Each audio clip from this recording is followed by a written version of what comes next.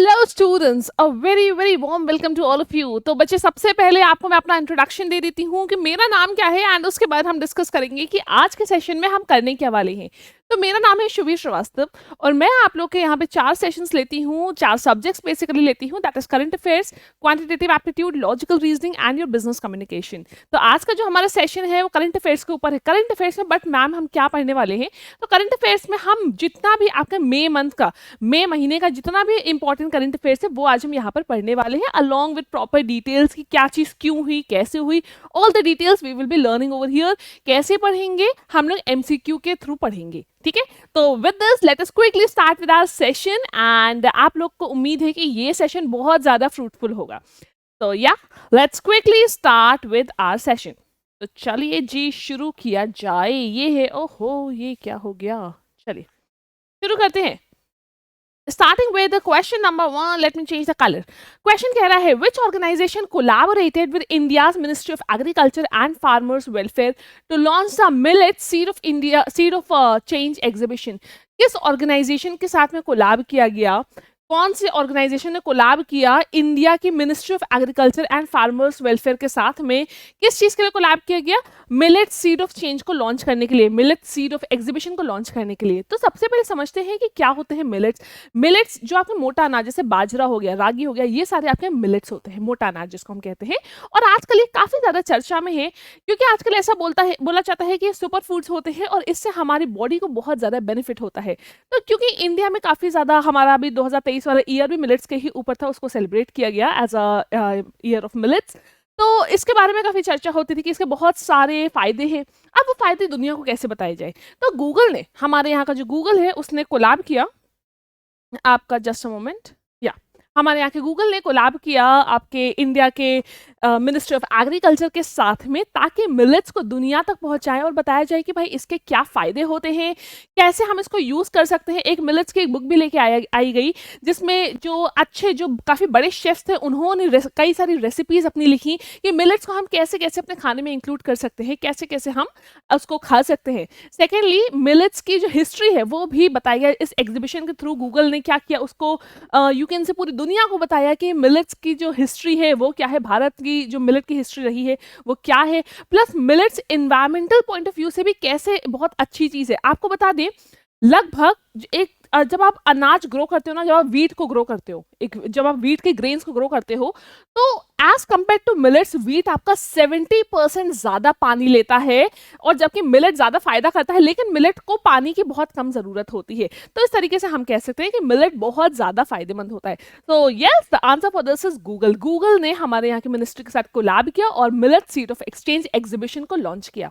Moving on to question number 2। अच्छा बेटा, आपको बता दें, यहाँ पर हमने पूरे आपके जो भी नोट्स हो सकते हैं, जो भी चीजें मैं बोल रही हूँ वो सारी आपके यहाँ पर हमने लिखी हुई है। So if you want you can just go through this, you can just read also.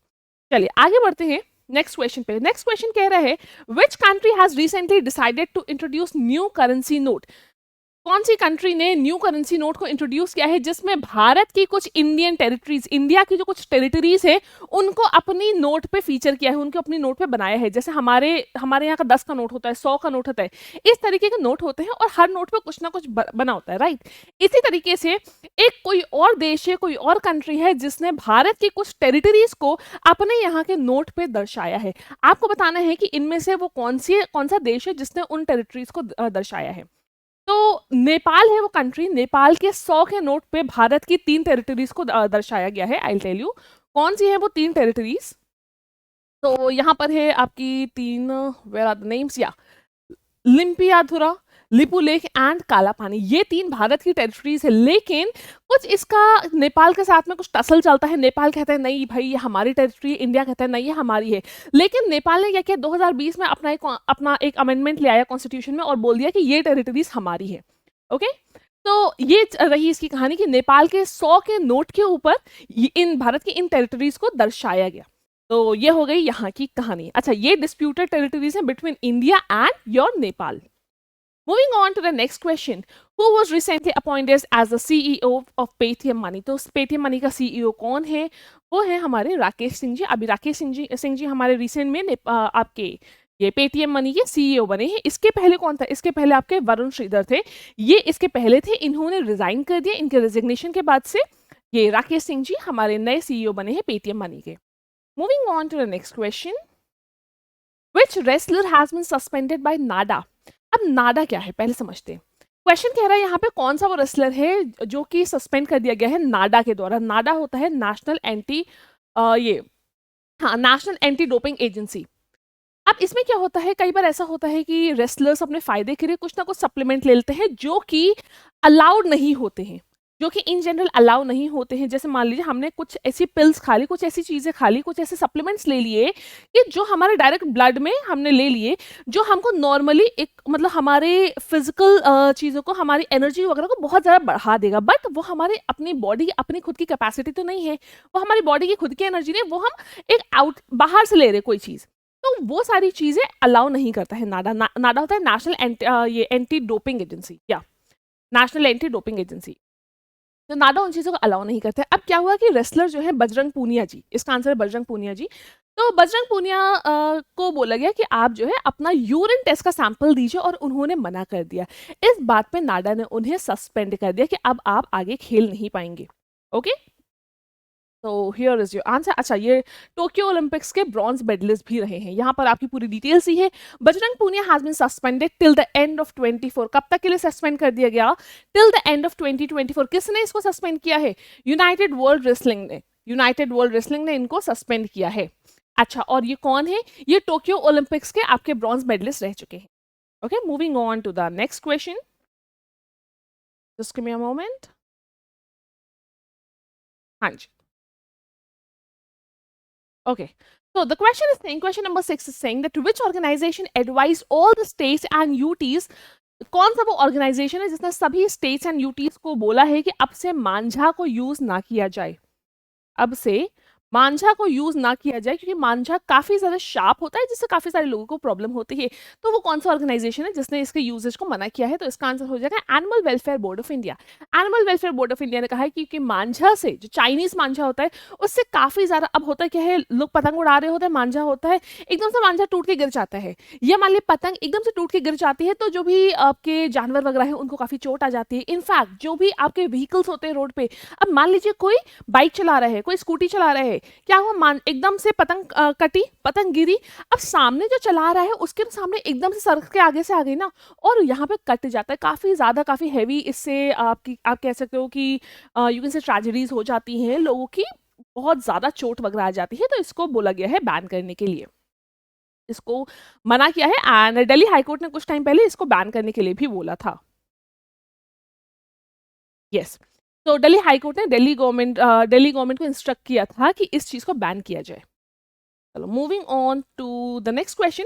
Question is saying which fintech platform has partnered with Lanka Pay? Lanka पे जो कि श्रीलंका में यूज होता है, लंका पे, उस कौन सा इंडियन फिनटेक प्लेटफॉर्म है, आपका फाइनेंशियल सेक्टर का टेक प्लेटफॉर्म है, जिसने लंका पे के साथ में पार्टनरशिप करी है कि यहाँ के यूजर्स वहां पर श्रीलंका में यूपीआई एक्सेस उनको मिल जाएगी, यूपीआई वो यूज कर सकते हैं। तो इसका आंसर होगा बेटा फोन पे। फोन पे ने पार्टनरशिप करी है लंका पे के साथ में। अब जो भी भारतीय यूजर्स होते हैं, जब वो वहां जाएंगे, जब वो श्रीलंका जाएंगे, तो वो आराम से विदाउट एनी इंटरफेरेंस वो आराम से अपना यूपीआई यूज कर पाएंगे। अच्छा, अब क्या वो नॉर्मली जैसे हम अपना यूपीआई यूज करते हैं क्या वैसे ही करेंगे? लेकिन मैम एक प्रॉब्लम आएगी, अगर हम सेम चीज वहां यूज करेंगे तो वहां का तो एक्सचेंज रेट अलग होगा, वहां पे तो दूसरी करेंसी चलती है, यहाँ तो दूसरी करेंसी चलती है। तो फिर हम इसमें क्या कर सकते हैं?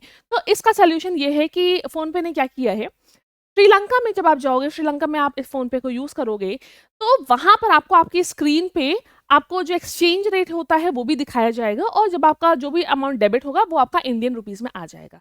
तो this is a very nice thing. And जब भी कोई भी इंडियन श्रीलंका जाएंगे तो उनको किसी तरीके की कोई भी प्रॉब्लम्स नहीं होंगी, एक्सचेंज रेट भी आ जाएगा, एंड जो भी हमारा अमाउंट इंडियन रुपीज में डेबिट हुआ है वो भी आ जाएगा। चलो, moving on to the next question. Okay, so the next question is saying where will the first indigenous bomber unmanned aircraft FWD 200B be unveiled? कहाँ पर इसको अनवील किया जाएगा? तो सबसे पहले तो इसको अनवील किया जाएगा बैंगलोर में। पहली बार ऐसा हो रहा है कि पहली बार भारत में इसको बनाया जा रहा है एक अनमैन्ड आपका ये अनमैन्ड बॉम्बर एयरक्राफ्ट, इसको पहली बार भारत में बनाया जा रहा है। अदरवाइज अभी तक हम क्या करते थे, हम बाहर से लेते थे, हम रशिया और जो हमारी फॉरेन कंट्रीज है हम उनसे लेते थे। अच्छा, what is this now? Now it's a unmanned air vehicle, it's a unmanned air vehicle जो कि इंडिया ने डेवलप किया है। काम क्या होगा इसका? अभी तक क्या होता था, हमारे पास जो भी होते थे वो मैन्ड व्हीकल्स होते थे, मैन्ड एयर व्हीकल्स, मतलब मान लीजिए कोई भी आपका एयरक्राफ्ट आपका ऊपर उड़ रहा है तो उसमें आदमी होता था, आदमी उसको चलाता था। बट अब क्या है, अनमैन्ड व्हीकल है जो कि इंडिया ने प्रिपेयर किया है, विच विल बी यूज, मान लीजिए कोई भी एयर स्ट्राइक करनी है तो उसमें हम सीधे सीधे अपने अनमैन्ड व्हीकल को हम भेज देंगे, अनमैन्ड बॉम्बर व्हीकल को हम भेज देंगे एयर स्ट्राइक्स वगैरह करने के लिए, या इसी तरीके की कोई भी और चीज की जरूरत होती है तो हम उसको भेज सकते हैं। कितने कितने तक का लोड कैपेसिटी इसकी कितने तक की हो सकती है? तो अभी फिलहाल इसकी कैपेसिटी है 100 kg तक का लोड ये उठा सकती है, ये ले सकती है। इसकी स्पीड क्या होगी? तो एज ऑफ नाउ इसकी स्पीड है 370 किलोमीटर पर आवर की इसकी स्पीड है। ओके, चलो moving on to the next question.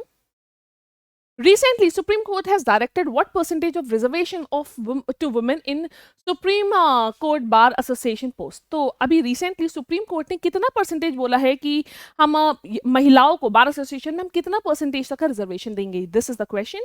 तो the answer is option number C, 33% का रिजर्वेशन बोला गया है कि हम 33% तक की महिलाओं को रिजर्वेशन देंगे सुप्रीम कोर्ट बार एसोसिएशन में। किस तरीके से वो रिजर्वेशन होगा? तो एग्जीक्यूटिव कमिटी में इनको दिया जाएगा और सीनियर एग्जीक्यूटिव कमिटी में इनको रिजर्वेशंस दिया जाएगा। जैसे कि एग्जीक्यूटिव कमिटी में अगर 9 पोस्टें होती है तो 9 में 3 पोस्टें वुमेन के लिए आपकी रिजर्व कर दी जाएंगी। इन द सेम मैनर अगर सीनियर एग्जीक्यूटिव पोस्ट होती है तो 6, लेट्स से कि 6 उसमें पोस्ट होती है तो 6 में 2 पोस्टें आपकी वुमेन के लिए उसमें रिजर्व कर दी जाएंगी। तो moving on to the next question, सारी ये डिटेल्स यहाँ पे लिखी हैं, इट्स नॉट कि आपको कुछ भी याद करना है, आप if you want to go through it you can just go through by this.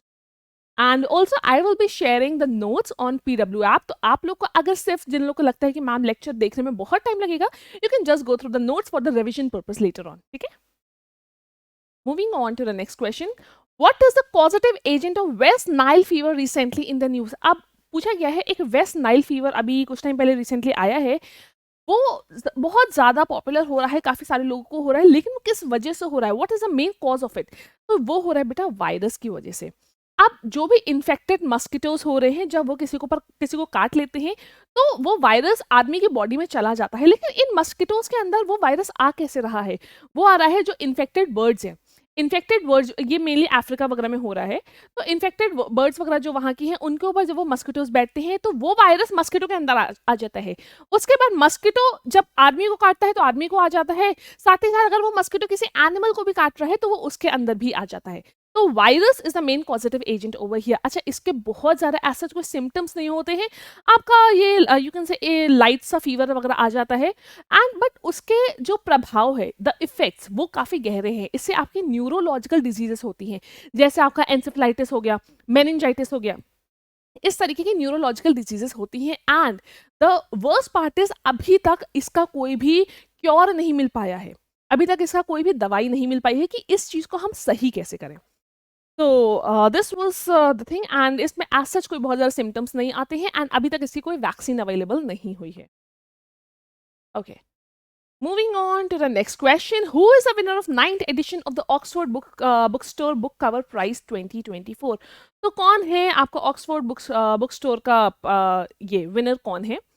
तो जस्ट या सो ये है भाभी मेहता, इनकी किताब द बुक ब्यूटीफुल को ये प्राइज मिला है। एंड इस प्राइज में क्या होता है, एक ट्रॉफी मिलती है, आपका रिकग्निशन सर्टिफिकेट मिलता है, एंड साथ साथ 1 लाख का अवार्ड भी मिलता है, कैश प्राइज भी मिलता है 1 लाख का। तो किताब का क्या नाम है? आपको सिर्फ इसमें क्या याद करने की जरूरत है, कौन है वो, किनको मिला है, एंड उनकी वो किताब का नाम क्या है। तो भवी मेहता जी को मिला है और द बुक ब्यूटीफुल इनकी किताब का नाम है। Moving on to the next question. Recently, the prestigious Pulitzer Prizes for 2024 were announced on May 7, 2024. ये पुलिट्जर प्राइज किस चीज से, किस फील्ड से रिलेटेड है? तो ये काफी ज्यादा, यू कैन से काफी ज्यादा प्रेस्टिजियस प्राइज होता है जर्नलिज्म एंड आर्ट्स के क्षेत्र में। जर्नलिज्म एंड आर्ट्स के क्षेत्र में काफ़ी ज़्यादा इंपॉर्टेंट प्राइज होता है, काफ़ी ज़्यादा you can say prestigious prize मिलता है होता है, और इसको इस बार दे रहा है आपका कोलंबिया यूनिवर्सिटी। कोलंबिया यूनिवर्सिटी जो कि USA में है, वो इसको इस बार दे रहा है। Moving on to the next question. The next question is saying Indian Cybercrime Coordination Center I4C recently seen in news is operated under which ministry? तो Indian Cybercrime Coordination Ministry coordination आपका ये क्या है सेंटर किस ministry के अंतर्गत इसको ये ऑपरेट होता है? तो बेटा ये ऑपरेट आपका मेनली होता है मिनिस्ट्री ऑफ होम अफेयर्स के अंदर। अब कोई भी आपके ऑनलाइन फ्रॉड्स हो रहे हैं, कोई भी ऑनलाइन फ्रॉड्स हो रहे हैं तो उन सारी चीज़ को साइबर क्राइम्स को ये भी देखता है।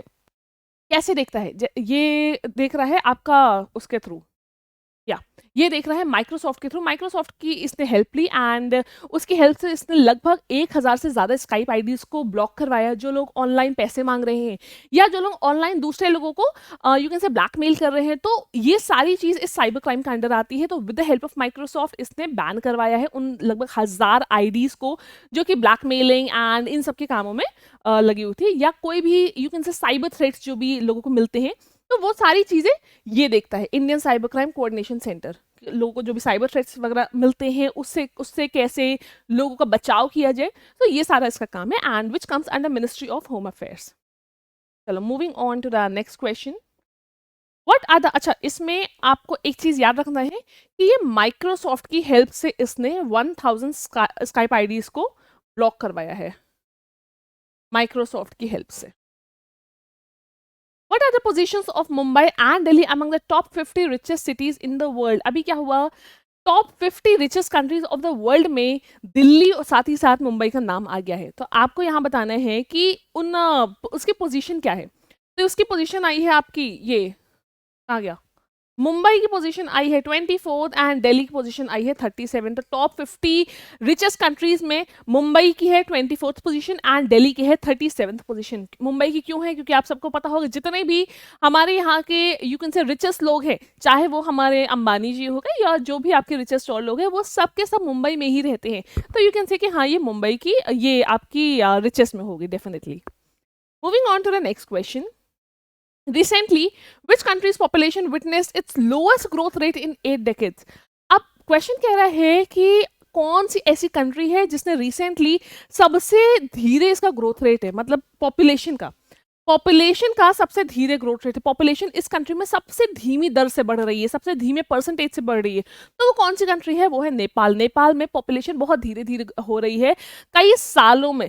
पिछले 8 डिकेड का मतलब हो गया 80 साल। पिछले 80 साल का अगर हम रिकॉर्ड देखें तो उसमें अभी तक का सबसे लोएस्ट रिकॉर्ड है कि नेपाल की जो पॉपुलेशन में बढ़ोतरी हुई है वो सबसे धीमी दर से हुई है, सबसे धीमी परसेंटेज से हुई है। Moving on to the next question. Recently, where was the 26th ASEAN in India senior officials meeting held? अब क्वेश्चन आपका कह रहा है कि 26 ASEAN ये आपका सीनियर ऑफिशियल्स की मीटिंग अभी कहाँ हुई थी? तो रिसेंटली हुई थी न्यू दिल्ली में। अब इसमें किन चीज़ों पे बात करी गई? ये भी तो बात है कि इसमें क्या चीज़ें डिस्कस करी गई, किन चीज़ों पे बात करी गई। तो इसमें मेनली जो 3 पिलर्स है एंगेजमेंट की उस पर बात करी गई। That is political, then socio cultural and बाकी आपके आते हैं सिक्योरिटी एंड इकोनॉमिक। ये आपके कौन कौन से political, security and economic and social cultural, in 3 pillars के ऊपर बात करी गई कि इनमें भारत में क्या डेवलपमेंट का रेट चल रहा है, कैसे हम और डेवलपमेंट कर सकते हैं इन पर्टिकुलर सेक्टर्स में। एंड भारत की एशियान जो आपका भारत का जो एक बनाया था एशियान में कि हमें ये चीज़ें डेवलपमेंट में चाहिए अपने, तो उसकी कैसे कैसे वो डेवलपमेंट इस समय हो रहा है, कैसा जा रहा है वो डेवलपमेंट, उन सारी चीज़ों के बारे में बात करी गई इस मीटिंग में। Okay, question number 17 is saying which state government launches a school on wheels initiative for students in relief camps? तो इसका आंसर बेटा मणिपुर। मणिपुर की जो गवर्नर है उन्होंने क्या किया, Anasuya, I think her name is Anasuya, इसमें कहीं लिखा होगा या अनुसुईया यूके, इन्होंने इनॉग्रेट किया school on wheels. Now this a very beautiful initiative, इतना अच्छा इनिशिएटिव है। इसमें क्या किया गया, अब आपको मालूम है कुछ टाइम पहले मणिपुर में काफ़ी ज़्यादा वायलेंस, काफ़ी ज़्यादा डिस्टर्बेंस चल रहा था, तो लोगों के लिए स्कूल्स वगैरह बच्चों के लिए बंद कर दिए गए थे। अब स्कूल्स बंद कर दिए गए, बच्चों को रिलीफ कैंप्स में ले आया गया, लेकिन उनकी जो एजुकेशन है वो तो छूट रही थी, तो उसको फिर कौन उसकी भरपाई करेगा? तो वहाँ के गवर्नर ने क्या किया कि स्कूल ऑन व्हील्स इनिशिएटिव लेके आए। उस स्कूल जो मतलब you can say it's a kind of mobile van होती है, जैसे वैन के अंदर हमने फूड वैन देखा है ना, कि वैन के अंदर आजकल तो फूड भी बन रहा है, इन द सेम मैनर वो मोबाइल वैन्स आ गई जिसको हमने बोला स्कूल ऑन व्हील्स। उस वैन के अंदर छोटी सी एक लाइब्रेरी है, छोटे से बच्चों के लिए इक्विपमेंट्स रखे हैं, थोड़े थोड़े से आपके स्पोर्ट्स की चीज़ें रखी हैं, और साथ ही साथ टीचर्स है, एक टीचर है। अब क्या हो रहा है, जहाँ हर रिलीफ कैंप में जाके बच्चों को एजुकेशन प्रोवाइड कराई जा रही है। So this is only school on wheels initiative, कि हम मोबाइल वैन के जरिए बच्चों को एजुकेशन प्रोवाइड कर रहे हैं। कहाँ पर कर रहे हैं, रिलीफ कैंप्स वगैरह के बच्चों को कर रहे हैं, कि आज हमको यहाँ जरूरत है, आज लग रहा है इस वाले, मतलब सिर्फ एक नहीं, कई सारी ये आपकी मोबाइल वैन्स लाई गई। एक आज इस जगह जरूरत है, आज हम इस रिलीफ कैंप में जाके बच्चों को पढ़ाएंगे, बच्चों को लाइब्रेरी लेके जाएंगे, लाइब्रेरी भी सोचे उसी वैन के अंदर है, कल दूसरी जगह रिलीफ कैंप पे मैं वहां पे पढ़ाऊंगी। तो टीचर साथ ही साथ एक यू कैन से एक छोटा सा मिनिएचर स्कूल क्रिएट कर दिया गया। तो बहुत ही अच्छा इनिशिएटिव है सरकार का। Question number 18 is saying, which state government has launched the Pirul Lao Paisa Pao campaign to contain the raging forest fire in the state? अब आपको मालूम है कि जहाँ पर भी फॉरेस्ट होते हैं वहाँ पे फॉरेस्ट फायर बहुत लगती है। रिसेंटली पता नहीं मैंने आपको बताया था कि नहीं, recently I went to Himachal Pradesh, Himachal में गई थी, एंड वहाँ पर रास्ते में बहुत सारे फॉरेस्ट थे और मुझे दिख रहा है कई जगह, आप मानोगे नहीं, कम से कम 10 से 15 ऐसी जगह थी जहाँ पर मुझे दिख रहा है कि हाँ वहाँ पर आग लगी हुई है। वो वहां पे कोई रहता नहीं है, बट वहां आग लगी है। वो आग होती है फॉरेस्ट फायर। फॉरेस्ट में हवा के चलने से होता क्या, पत्तियां वगैरह उड़ती रहती हैं, तेज हवाएं चलती हैं, उससे फॉरेस्ट में आग लग जाती है, फॉरेस्ट फायर हो जाती है। तो रिसेंटली क्या हुआ, उत्तराखंड सरकार के जो आपके ये है सीएम पुष्कर सिंह धामी जी, उन्होंने क्या किया कि जो पिरुल के पेड़ होते हैं, पिरुल आई गेस इट्स अ पेरू, या जस्ट अ मोमेंट, हाँ, पाइन ट्री की जो लीव्स होती है, पिरुल, हिंदी में उसको पिरुल बोलते हैं, इंग्लिश में बोलते हैं पाइन ट्री। तो पाइन ट्री के जो पत्ते होते हैं, लीव्स होते हैं, वो क्या होता है कि आपके रुद्रप्रयाग एरिया के लिए बेसिकली लॉन्च किया गया था, वहां पे लॉन्च किया गया था। वहां पे काफी सारे फॉरेस्ट थे। तो पेरू, आपके जो पाइन ट्री के जो पत्ते होते हैं, वो जब हवा चलती है बहुत ज्यादा उड़ते रहते हैं, उसकी वजह से वहां पर आग बहुत लगती थी। तो सरकार ने क्या किया कि पिरुल लाओ पैसा बचाओ, ये पिरुल लाओ पैसा पाओ कैंपेन को स्टार्ट किया। इस कैंपेन में लोगों को बोला गया कि आप पाइन ट्री के लीव्स को कलेक्ट करिए, आप पिरुल के लीव्स को कलेक्ट करिए और हमको दीजिए, और आपको 50 रुपए पर केजी आपको हम पैसा देंगे। मतलब अगर आप 1 किलो तक की लीफ अगर आप इकट्ठा करके लाते हो तो सरकार आपको उसके लिए 50 रुपए देगी। It's a very nice campaign. अब उससे क्या हुआ, सरकार का जो उसको जो अपने एम्प्लॉयज लगाने पड़ते, अपनी जो मैनफोर्स लगानी पड़ती, वो कम हो गई। सीधे सीधे लोग ही सरकार के लिए ये काम करेंगे, सरकार उनको उसका आपका यू कैन से उसका कुछ ना कुछ रियम्बर्समेंट कर देती है, कुछ पैसा दे देती है। तो it's a very good initiative. पिरुल लाओ पैसा पाओ कैंपेन ये स्टार्ट किया, रुद्रप्रयाग में किया गया। रुद्रप्रयाग कहाँ पे है, उत्तराखंड में है। उत्तराखंड के जो सीएम है पुष्कर सिंह धामी, उन्होंने इसको स्टार्ट किया, और आपका पिरुल की लीव्स के लिए किया गया। प्लस इसका जो अमाउंट रखा गया वो रखा गया 50 rupees per KG, 50 rupees per KG. Moving on to the next question. According to a recent report, which country became the third largest solar power generator in 2023? तो इसका आंसर है इंडिया। अब इंडिया ने यहाँ पर जापान को overtake किया है। पहले जापान था तीसरे नंबर पे, बट अब इंडिया सबसे ज्यादा सोलर एनर्जी यू कैन से सोलर एनर्जी के थ्रू सोलर पावर के जनरेट कर रहा है 2023 की रिपोर्ट के अकॉर्डिंग। पहले तीसरे नंबर पे जापान था, बट इंडिया ने उसको ओवरटेक कर लिया है और तीसरी पोजीशन ले ली है सोलर एनर्जी पावर जनरेटर के थ्रू। पावर जनरेटर में मतलब कि सन के थ्रू जो एनर्जी भारत में यू कैन से प्रोड्यूस हो रही है, जो पावर सन के थ्रू हो रही है, तो भारत उसमें तीसरे नंबर पे आ रहा है। चलिए, moving on to the next question.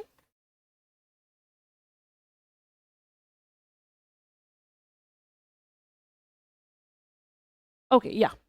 The Earth Observation Report was recently released by which organization? Earth Observation Report recently किस organization ने रिलीज करी है? तो पहले तो ये समझते हैं कि Earth Observation Report होता क्या है। देखिए, Earth Observation Report में इसका नाम से ही समझ में आ रहा है, हम अर्थ को ऑब्जर्व कर रहे हैं, मतलब अर्थ में देख रहे हैं कि कौन कौन सी एक्टिविटीज हो रही है, क्या क्या चीजें चल रही हैं, जैसे कि नेचुरल एक्टिविटीज कौन सी हो रही है, आर्टिफिशियल एक्टिविटीज कौन सी हो रही है, मैन मेड एक्टिविटीज कौन सी हो रही है, फिजिकल, केमिकल, बायोडिग्रेडेबल या ह्यूमंस के थ्रू क्या क्या चीजें हो रही हैं, क्या क्या आपके उनके थ्रू एक्टिविटीज हो रही है, उससे क्या फायदे हो रहे हैं, क्या नुकसान हो रहे हैं, एंड उस पूरे का जो रिपोर्ट होती है उसको हम कहेंगे अर्थ ऑब्जर्वेशन रिपोर्ट। तो it has been release by World Economic forum.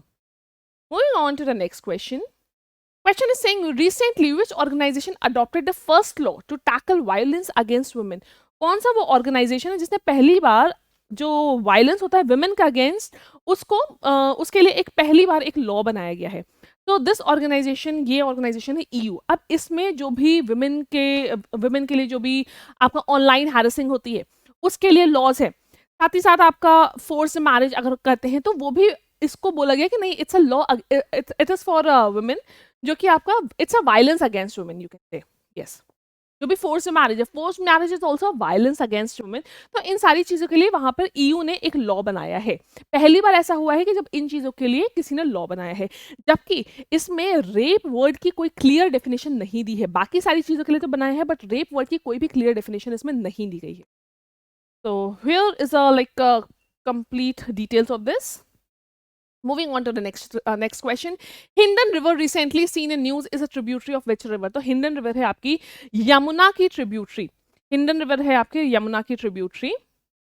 And इसको अभी यूपीसीबी यानी उत्तर प्रदेश कंट्रोल बोर्ड ने इसको बोला है कि ये वाली जो रिवर है वो बहुत ज्यादा पोल्यूशन कर रही है। एनजीटी ने बोला है, बेसिकली एनजीटी ने इसको इंस्ट्रक्ट किया है यूपीसीबी को, Uttar Pradesh this control pollution control UP Uttar Pradesh control board, नहीं यूपीपीसीबी, यस यूपीपीसीबी को एनजीटी ने बोला है कि आपका काम है, आप चेक करो कौन सी वो ऑर्गेनाइजेशंस हैं जो कि हिंडन रिवर में बहुत ज्यादा पोल्यूशन क्रिएट कर रही हैं, एंड प्लीज आप उनके ऊपर कोई ना कोई एक्शन लीजिए। तो उसी के लिए बोला है एनजीटी ने कि आप हमको रिपोर्ट दीजिए कि आपने उसके ऊपर हिंडन रिवर में जो भी ऑर्गेनाइजेशंस पोल्यूशन कर रही हैं, बिकॉज इंडस्ट्रीज वगैरह के ही थ्रू ज्यादातर पोल्यूशन होती है, तो हमें रिपोर्ट दीजिए कि आपने उसके ऊपर क्या एक्शन लिया। आपको बता रहे 2015 में हिंडन रिवर को डेड रिवर बोल दिया गया। Why dead river? क्योंकि it was you can say unfit for bathing. आप बात उसमें कर नहीं सकते, वो इतनी ज्यादा पोल्यूटेड रिवर हो चुकी थी। तो 2015 में इसको बोल दिया गया था कि इट्स अ डेड रिवर। तो ये किसकी ट्रिब्यूटरी है बेटा? ये यमुना की ट्रिब्यूटरी है। नेक्स्ट क्वेश्चन है, which company signed a memorandum of understanding MOU with Ministry of Skill Development and Entrepreneurship for the Drone Didi pilot project? तो ये ड्रोन दीदी पायलट प्रोजेक्ट को लॉन्च किया गया है। कौन से मिनिस्ट्री ने लॉन्च किया है? आपका एमएसएमई ने लॉन्च किया है, मिनिस्ट्री ऑफ स्किल, एमएसडीई ने लॉन्च किया है, मिनिस्ट्री ऑफ स्किल डेवलपमेंट ने किसके साथ में लॉन्च किया है? तो ये महिंद्रा एंड महिंद्रा के साथ में लॉन्च किया है। अब इसमें क्या है, इन्होंने शायद 2 जगह ये लॉन्च किया है आपका, आई विल टेल यू। हाँ, नोएडा एंड हैदराबाद में इसको लॉन्च किया गया है। इस प्रोजेक्ट में, ड्रोन दीदी प्रोजेक्ट में है क्या, लगभग 15,000 वुमेन को ट्रेन किया जाएगा कि वो ड्रोन के थ्रू कैसे आपकी फार्मिंग कर सकते हैं। यानी कि ड्रोन के थ्रू मान लीजिए आपको अपना टाइम सेव करना है, तो आपने क्या किया, ड्रोन के थ्रू आप खाद दे रहे हैं, ड्रोन के थ्रू आप सीड का प्लांटिंग कर रहे हैं, इस तरीके की सारी चीजें, इनफैक्ट ड्रोन के थ्रू आप पानी पूरे क्रॉप्स में पड़ा रहे हैं। तो ये सारी चीजें आपके ड्रोन दीदी पायलट प्रोजेक्ट में सिखाई जाएंगी। 15,000 वुमेन को ट्रेन किया जाएगा। कौन ट्रेन कर रहा है? ये ट्रेन किया जा रहा है, महिंद्रा एंड महिंद्रा इसको ट्रेन कर रहा है, ताकि वुमेन अपने आप में इंडिपेंडेंट बने, वो अपना काम और अच्छे से कर सके और स्किल्ड तरीके से कर सके, एंड उनका रेवेन्यू जनरेशन हो। So with this, moving on to the next question. Who recently took over as the chief of personnel of the Indian Navy? तो इसका आंसर है Sanjay Bhalla ji. Sanjay Bhalla is the new chief of personnel of Indian navy. इसमें कुछ भी explain करने का नहीं है। Okay, question number 26. Which company received the world's first ISO 42001:2023 certification for its artificial intelligence management system? So the answer for this is Infosys. अब Infosys को ये सर्टिफिकेशन, आईएसओ सर्टिफिकेशन मिला है for artificial intelligence management system. क्यों मिला है? क्योंकि देखा गया इनकी इन्फोसिस अपना काम बहुत अच्छे से कर रहा है एआई के क्षेत्र में। वो ध्यान रखता है कि एआई का कुछ भी मिसयूज ना हो पाए। वो इस तरीके जो अपनी जो भी फॉर्मूलेट, जो भी पॉलिसीज, जो भी अपने सॉफ्टवेयर बनाता है, तो उसमें इन चीज़ों का ध्यान रखता है कि कोई भी मिसमैनेजमेंट ना हो, और अपनी जो भी उसकी रिस्पॉन्सिबिलिटीज होती है एआई के टूवर्ड्स, उन सबको ध्यान रखता है। So the answer for this is Infosys. Question number 27. Who became the first person to climb Mount Everest for the 29th time? So 29th time, कामी रीता शेरपा इन्होंने 29वीं बार माउंट एवरेस्ट को क्लाइंब किया है। आपको बता दें ये 1994 से क्लाइंब कर रही है, एंड पिछले 30 सालों में ये 29वीं बार था जब उन्होंने क्लाइंब किया है। 2023 में इन्होंने एक ही साल में 2 बार क्लाइंब किया है। ये लगभग आप कह सकते हो कि हर साल क्लाइंब करती हैं, एंड पहली बार इन्होंने 1994 में क्लाइंब किया था। ये है आपकी नेपाल की हैं। इनके जो कॉम्पिटिटर हैं वो भी नेपाल से हैं, और वो अभी तक 27 बार इसको क्लाइंब कर चुकी हैं ऑलरेडी माउंट एवरेस्ट को। With this, moving on to the next question. Who has been appointed as the executive director at RBI effective May 10, 2024? तो RBI के एग्जीक्यूटिव डायरेक्टर किसको अपॉइंट किया गया है? वो है R Lakshmikant Rao. Total RBI में कितने मेंबर्स होते हैं? तो आरबीआई में टोटल 21 मेंबर्स होते हैं। Moving on to the next question. India participated in the 19th session of the United Nations forum on forest in India ने कहा United Nations on forum forest, ये इंडिया ने इसमें कहाँ पर पार्टिसिपेट किया था? The question is asking this. Okay, तो इंडिया ने इसमें न्यूयॉर्क में पार्टिसिपेट किया था। अच्छा, बट इस फोरम में होता क्या है? इंडिया ने इसमें किया क्या जाके? तो इंडिया ने बताया कि हम फॉरेस्ट मैनेजमेंट कैसे कर रहे हैं, अपना फॉरेस्ट कंजर्वेशन कैसे कर रहे हैं, हम अपना फॉरेस्ट कवर जो है वो कैसे बढ़ा रहे हैं, हमारे यहाँ कितनी वाइल्ड लाइफ सैंक्चुरीज है एंड हम और कितनी ज्यादा ओपन कर दिया है। मतलब इंडिया ने जो भी वो टूवर्ड्स फॉरेस्ट को बचाने में जो भी वो अपनी यू कैन से अपने जो भी चीजें कर रहा है उसके टूवर्ड्स जो भी काम कर रहा है उसको उसने वहां पर हाईलाइट किया कि हम ये चीज कर रहे हैं फॉरेस्ट को बचाने में, फॉरेस्ट कवर को और इंक्रीज करने में, हम कैसे वाइल्ड लाइफ एरियाज को इंक्रीज कर रहे हैं, कैसे हम जो प्रोटेक्टेड एरियाज है उनको और ज्यादा, जो फॉरेस्ट प्रोटेक्टेड एरियाज है उनको हम और ज्यादा आपका कह सकते हो कि हम बढ़ा रहे हैं।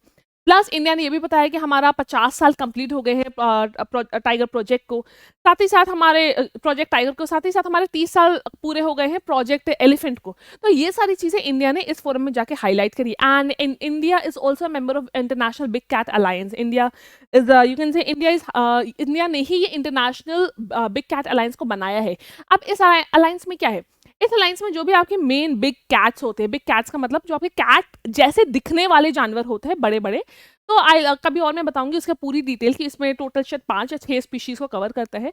तो इंडिया ने ही ये यू कैन से इस स्टेप को लिया कि हम इनको बचाएंगे एंड इंडिया ने ही इस अलायंस को फॉर्म किया। तो ये सारी चीजें इंडिया ने फॉरेस्ट के लिए लिया और यू कैन से कंजर्व करने के लिए, फॉरेस्ट एनिमल्स को कंजर्व करने के लिए ये सारे स्टेप्स लिए। इंडिया ने अपनी इन सारी चीजों को यहाँ पर जाके हाईलाइट किया। कहाँ पर हुआ था ये न्यूयॉर्क में हुआ था। With this, moving on to the next question, what is Kawasaki disease recently seen in the news? तो Kawasaki disease एक बहुत ही रेयर हार्ट डिजीज होती है।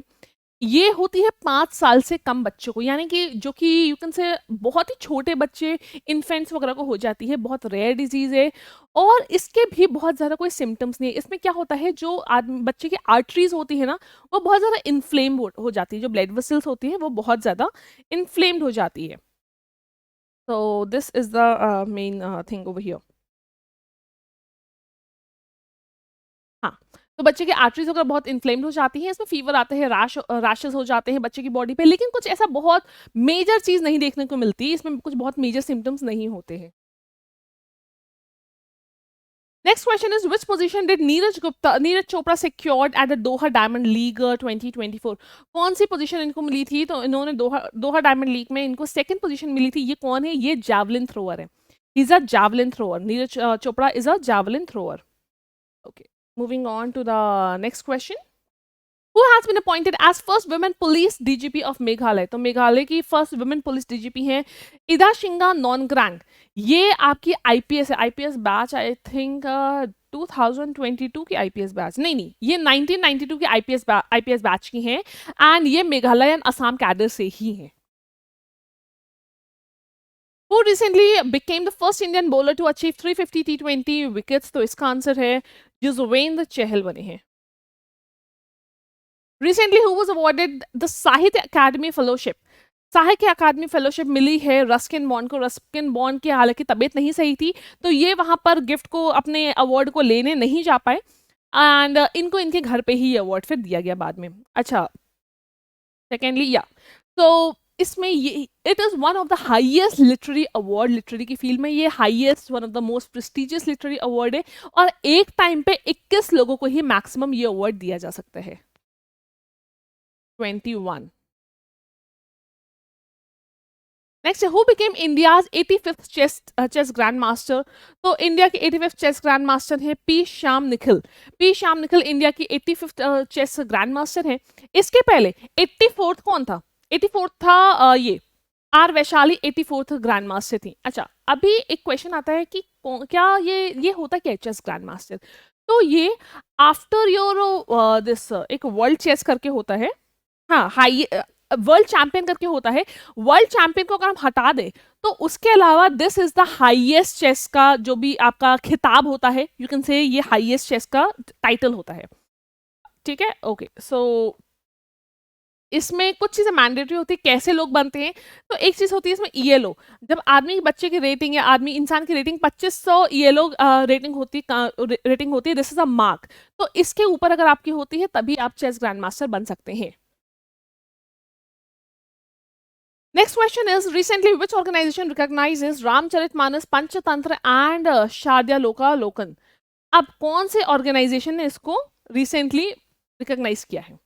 तो the answer for this is UNESCO. UNESCO ने इसको रिकॉग्नाइज किया है। अच्छा, एक बात मुझे बताइए, रामचरितमानस और जो रामायण है, do you know what is the difference between Ramcharitmanas and Ramayan?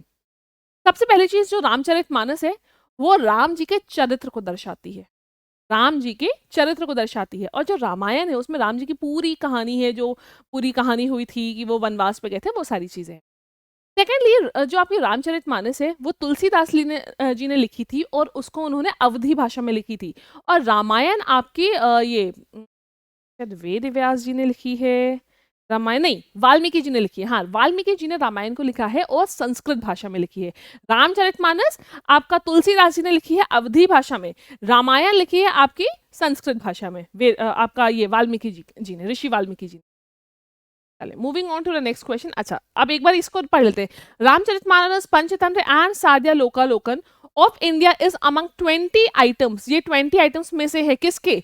Of the Asia Pacific region which has been included in the 2024 cycle of UNESCO. किसमें इंक्लूड किया गया है?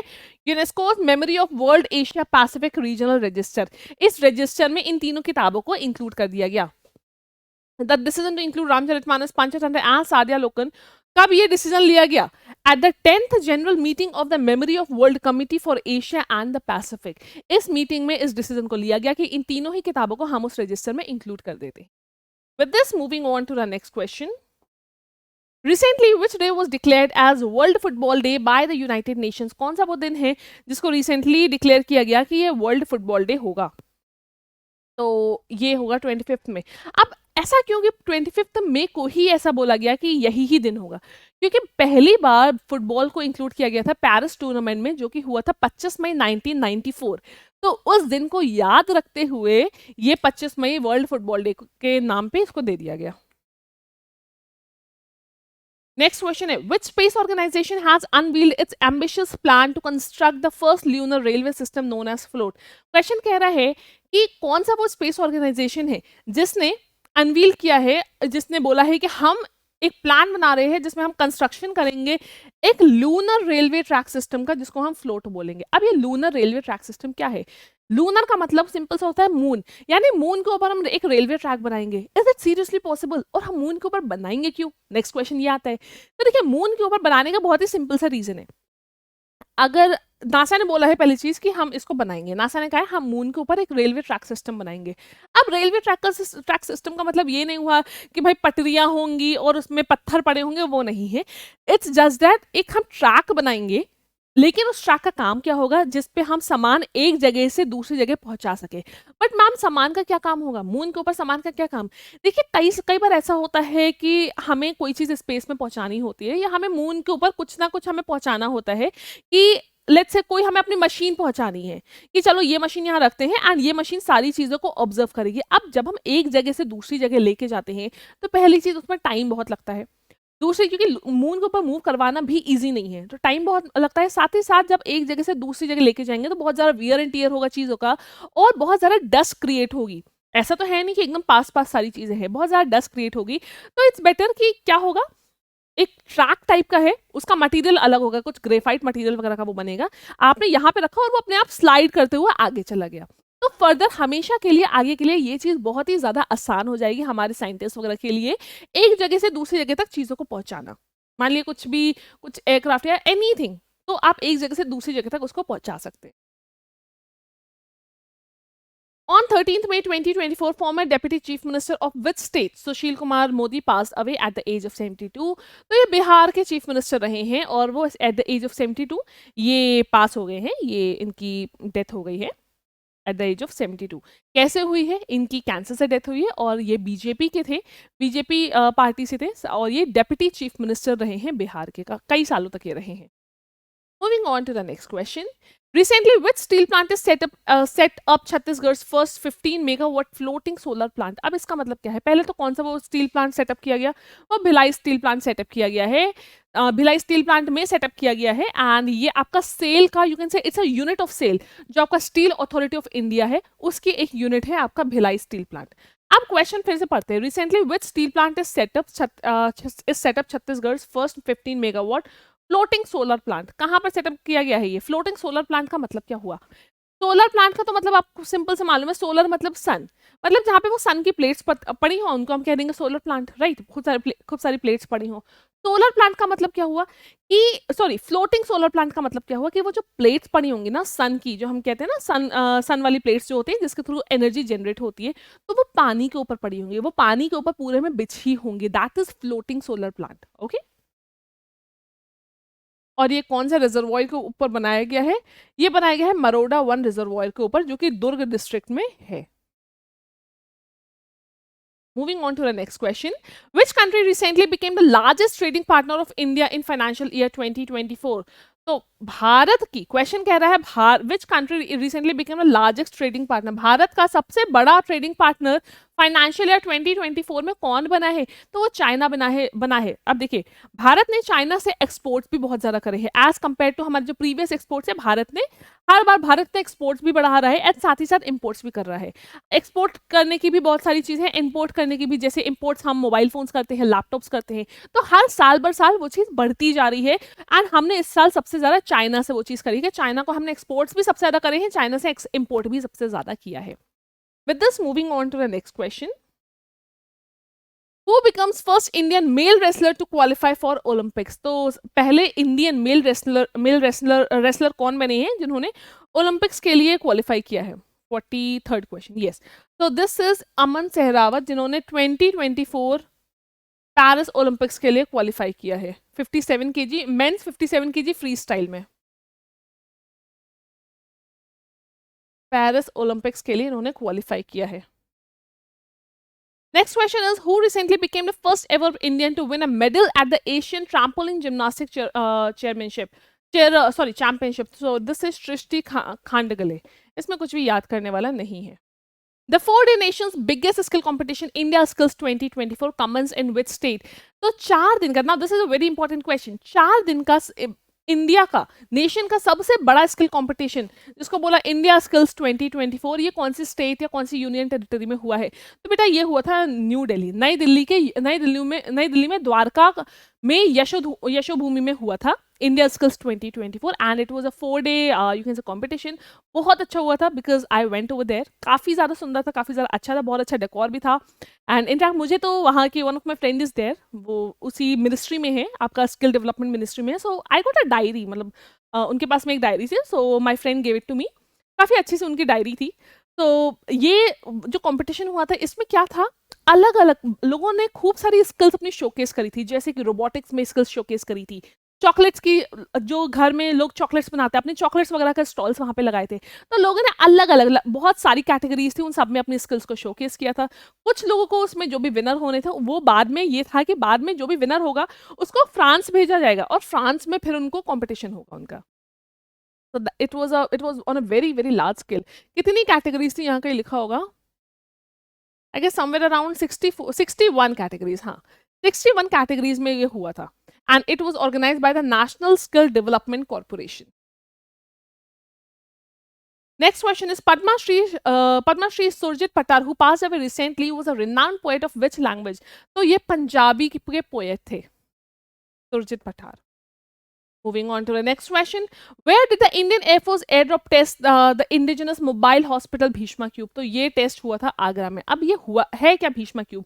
Bheeshma cube you can say it's a kind of a capsule, एक capsule है जिसके अंदर आपके almost लगभग 21 से 22 ऐसी आपकी इक्विपमेंट्स है जो कि रखे रहते हैं, जो कि आपका ज़रूरत के टाइम पे काम आएंगे। मतलब you can say it's a kind of mobile you can से आपकी मोबाइल एम्बुलेंस और यू कैन से एयर एम्बुलेंस, कि जहाँ पे भी हमें ज़रूरत होगी हम उसको ड्रॉप कर सकते हैं। एंड मान लिया कहीं पे एकदम से कोई डिज़ास्टर आ गया, कोई हमें तुरंत रिलीफ चाहिए, तो दोज आपकी जो एयर वाली वो है, क्या कहते हैं, एयर एम्बुलेंस, इनको वहाँ पे लेके जा सकता है। एंड उसमें लगभग 21 से 22 तरीके के इक्विपमेंट्स होते हैं जो लोगों को तुरंत ही राहत देंगे।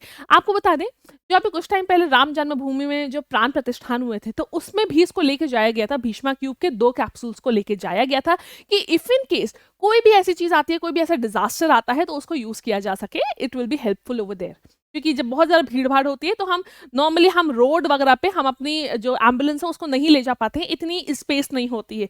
तो उसी के लिए इमरजेंसी की चीज़ों के लिए इसको बनाया गया है, भीष्मा क्यूब इसका नाम है। Next question is, which table tennis player became the first Indian woman paddler to break into the top 25 of the world women's singles ranking? तो इसका सही आंसर है मनिका बत्रा। Next है, who has been appointed David Salvagnini as its first chief AI officer? किसने David Salvagnini को as a first chief AI officer के लिए appoint किया है? तो it has been appointed by NASA. अब नासा ने कहा है कि you will be our chief AI officer. And आप देखोगे कि जो भी एआई में हम चीज़ें कर रहे हैं, एआई के थ्रू चीज़ें कर रहे हैं, वो एकदम सही तरीके से हो रही है, प्रॉपर्ली ऑर्गेनाइज हो रही है, प्रॉपर्ली रेगुलेटेड हो रही है, उसका कोई और गलत इस्तेमाल ना हो सके। तो ये सारी चीज़ें चीफ एआई ऑफिसर का काम होगा, इन सारी चीज़ों को देखने का। तो with this we are ending our session. And ये हमारा हो गया बच्चे current affairs for the May month. Please go through this, जितने भी इंपॉर्टेंट क्वेश्चंस हो सकते थे सारे क्वेश्चन लिए, बट इंपॉर्टेंट क्वेश्चंस लिए हैं, बिकॉज सारे में तो फिर रोज ही कुछ ना कुछ न्यूज आती रहती है, लेकिन जो आपके एग्जाम पॉइंट ऑफ व्यू से इंपॉर्टेंट है वो सारे क्वेश्चंस हमने इसमें लिए हैं। जरूर से please go through this. And आप लोग जो है इसमें जितने भी, एक बार आप लोग पूरा गो थ्रू करिएगा, फिर उसके बाद आई विल ट्राई कि मैं इसकी जो पीडीएफ है वो मैं पीडब्ल्यू की ऐप पे शेयर कर दूं, आप उसको भी देख लेगा, ताकि आप उसको बार बार ना रिविजन करते रहो। रिविजन करेंगे फिर इन क्वेश्चंस को सॉल्व करेंगे, तो आपके लिए it will be very good and very easy for you. Okay, with this thank you so much, I am signing off, and मिलते हैं फिर हम अपने अगले सेशन में भी।